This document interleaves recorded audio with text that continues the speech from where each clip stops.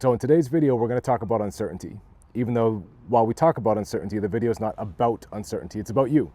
And more specifically, it's about why I think, after having been a counselor for 7 or 8 years and seeing this story, this narrative play out so frequently in the counseling room, why I think that it really is uncertainty that's getting in the way of what you want. I don't know you, I don't know your story, but what I've seen in the counseling room is that it kind of spans life domains. So whether you want to improve your body, whether you want to put on 15 pounds of lean muscle mass, whether you want to start a business or improve your communication skills with your wife or your kids, usually it is uncertainty, no guarantee that things will actually pay out. That is usually the thing, and it's rooted pretty deeply psychologically. And it won't take me too long to break down, but it is worth breaking down because it's been indoctrinated, especially for the guys who are late 20s to early 40s. Like if you went to school in the early 2000s and kind of like if your school was oriented towards job acquisition, we weren't taught a lot of how the mind works. So it's worth going over in a couple of minutes. But it usually is uncertainty that kind of gets in the way, not kind of, almost entirely, gets in the way of what it is that we want to actually acquire, the thing that we want to improve our life by. So what I figured we could do is take a couple of minutes, and I want you to walk away with two things. The first being clarity, the second being action steps. I have gone down so many YouTube rabbit holes. I have been a self-help book addict myself. One thing that I don't like is when I read a book or watch a YouTube video and I feel smarter, like I've learned a lot of things, but I don't know how to actually apply them, so I feel dumber. So I want this video to kind of be like the other ones that I put out, and this is, obviously you can tell this is a small YouTube channel, I'm actively growing it. So you're growing it with me right now. But one thing that I want you to walk away with is a spirit of application. That's how I've run the counseling room for 7 or 8 years. I kind of take that from my military days and I'm trying to bring it here. So if I do my job right, you'll walk away with clarity and action steps. So let's just kind of jump right in. Why do I think it's uncertainty? And one thing that I would like to kind of bring up as a foundation for this conversation is there's kind of this parable, this analogy in the self-help circles that I think is good up to a certain point, but then I think it breaks down. So the parable, the analogy is pretty much like everybody knows that you need to exercise to physically train, to get fit. So why don't you just do it, right? And everybody knows that you can know the theory, you can know that you need to go for a run or physically train, work out, bench press to get stronger, but it's the difference, it's the gap, the delta between the textbook, the theory, and actually doing it. That's where kind of like the meat and potatoes of the actual work is. And I'm a huge application guy, huge execution, fundamentals guy, so I believe in that. But that kind of story breaks down, and I don't think that the rest of it gets enough attention. If you and I had a goal, if our goal was to become a marathon runner, right? And I don't know why I chose marathon. I've never actually ran a marathon. I used to run 13 miles a week, but not a marathon. That's a lot. So let's choose a different one. If you and I wanted to put on lean muscle mass, that's one that I have a little bit more experience in. If that was our goal, I would know, and maybe you would too, how to kind of program us. We would at least know that we need to eat well, train hard, sleep well, probably hydrate. Like there are things, right? And if we wanted to maybe complement that journey, we could maybe read some books and things like that to kind of figure out how hypertrophy worked, right? How do we break muscles down and then kind of facilitate their growth, which is hypertrophy. That's how muscles grow bigger. It's clean cut. Where I think the narrative breaks down is, how do I put this? I wrote about this in a book that I wrote called Rewired, which is about how to apply psychology to the real world life to kind of improve your life. But now that I'm speaking kind of in an open narrative, it's almost like the words elude me. So what's the word that I'm looking for? Maybe motivation. Maybe that's the best way to put it.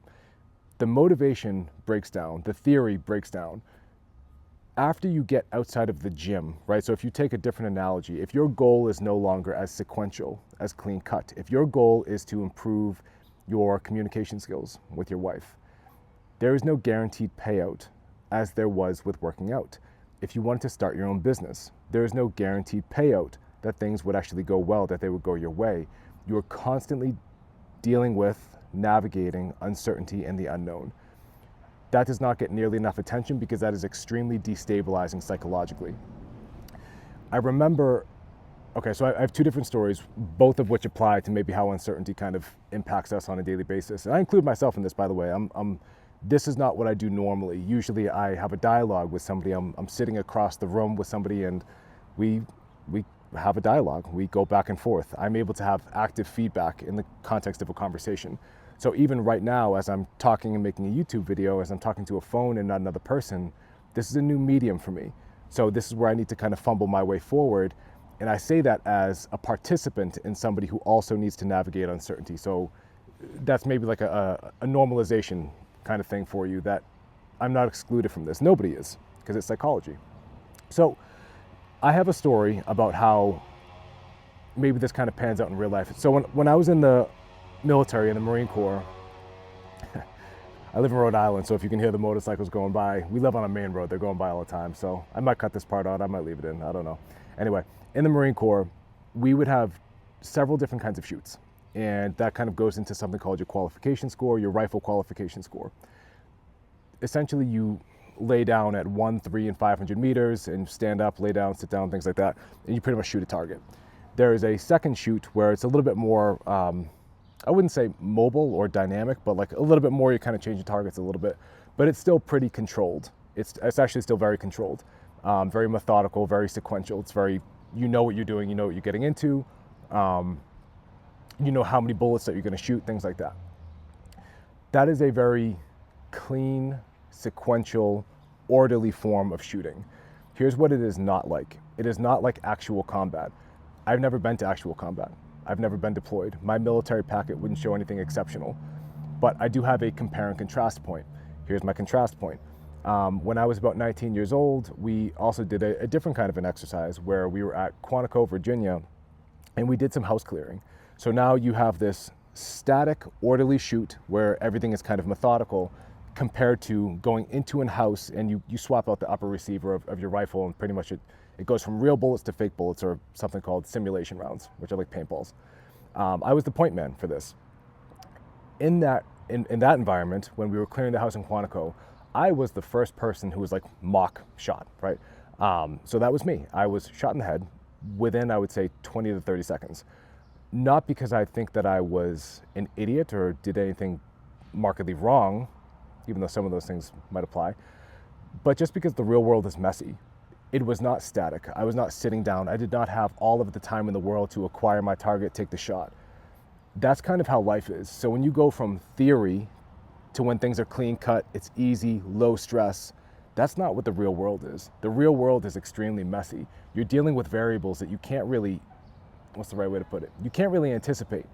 So that's why the biggest factor for you to kind of acquire whatever your goal is, the biggest factor is adapting. In therapy, by the way, in counseling, this is called ambiguity aversion. We are almost allergic to. We have this innate sense, this innate ambiguity, frustration, aversion to the unknown. So again, I learned this in my first grad school, or my first master's degree in psychology, ambiguity aversion. We will always choose known pain rather than unknown possibility. What does that mean? If you are trying to build a business, it is much easier to settle. It is much easier to stay in your 9 to 5 rather than try to build the business, simply because it is deeply rooted in our brain structure to not go past what we already know. This is why, so if you take that concept, you are good, probably very good, very competent in multiple domains of life. How did you become that? Whether you're a kick-ass dad, a kick-ass sales guy, whether you are an awesome mechanic, a lineman, maybe you're in the military. There are things, occupations, hobbies, lifestyles that you rock at. Like you're really good, really competent at those things. What's worth noting is that you had to develop your skills. You had to level up every single time that you were able to kind of get a little bit more competent, get a little bit better at them. You had to take one step in front of the known to become better at that thing. I will not keep this video very long, but I want you to kind of keep this in your pocket. I want you to recognize that it is not necessarily a competence thing or even a skill issue. An overwhelming majority of why we don't accomplish the things that we want is not necessarily due to those things. It is due to uncertainty. We feel like we consistently go back to zero, like we go back to the baseline, because psychologically it is safer there. This is why application really is important. We need to expose ourselves to small incremental doses of whatever it is that we don't like, right? Whatever it is that we are trying to grow in, whatever life domain that we are trying to grow in. The most important thing is that we know it, that we are aware of it, so we are able to kind of calculate what are the right next steps to take. I will leave you with this. The skill that I try to counsel others with, and that's not even necessarily, that's a half truth. The skill that I try to apply myself as well, that I'm still developing, is not necessarily skill acquisition.